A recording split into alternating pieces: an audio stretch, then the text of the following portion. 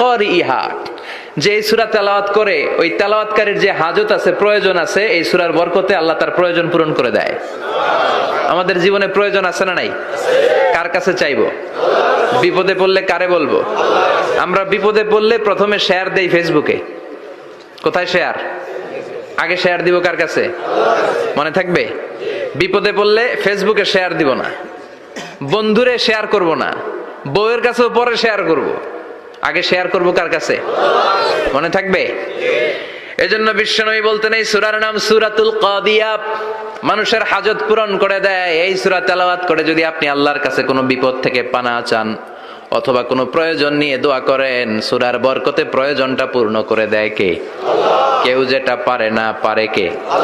কেউ যেটা দেয় না দেয় কে? কেউ যেটা শোনে না শোনে কে? তাহলে পেলাম সূরাতুল কাদিয়া।